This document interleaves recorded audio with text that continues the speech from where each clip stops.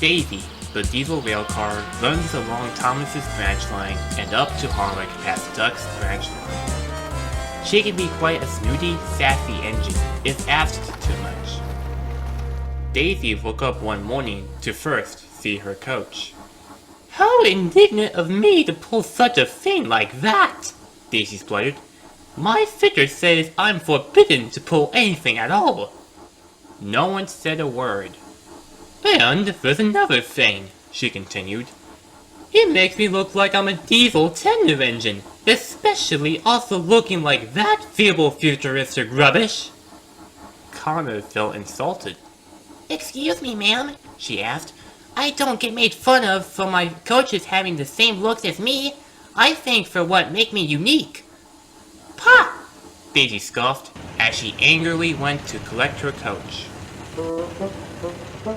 The coach had a similar livery like Daisy.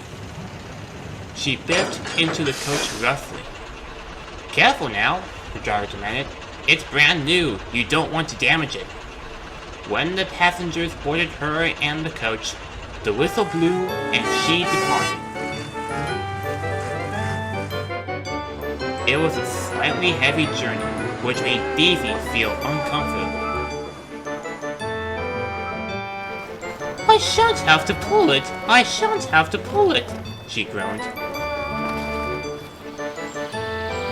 "It's awful bad for my swerves." She made it to the big station. The other engines chuckled at her new coach.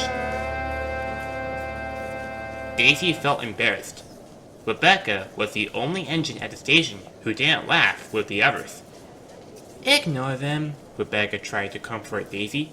"It takes time to get used to your coach." "Rebecca, this coach is an insult! My fitter won't like this! It's torture!" "You know something?" Rebecca changed her attitude. "I think your coach looks great with you, and your fitter does not." And she chuffed away, leaving Daisy more angrier than ever. Later that day, Daisy had an idea. A devious idea. So instead of collecting her coach, she insisted on laying all the passengers on board.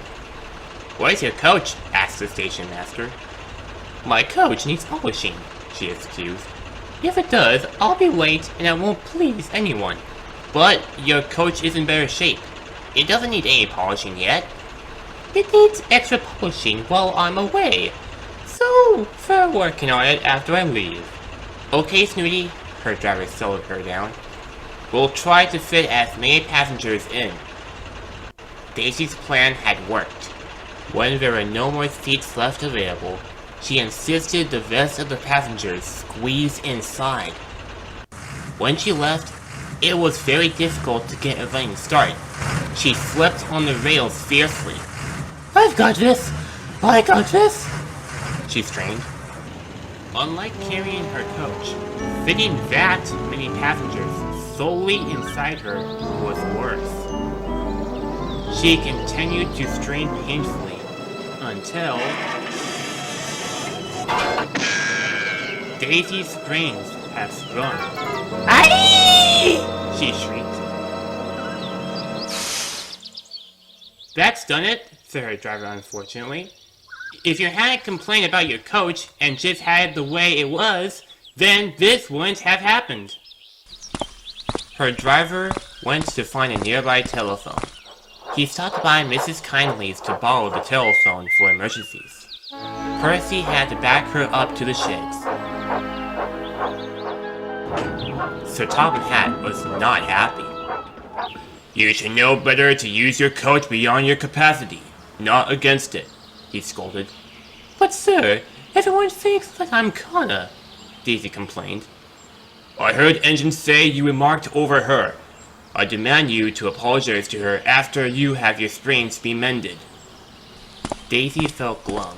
After hearing what Saitama had provoked, she looked over to Kana. Excuse me, Kana, she asked for her attention. Kana looked back to Daisy. I'm sorry that I called you feeble, and I wish I just dealt with the coach and not these predicaments. This warmed up Kana.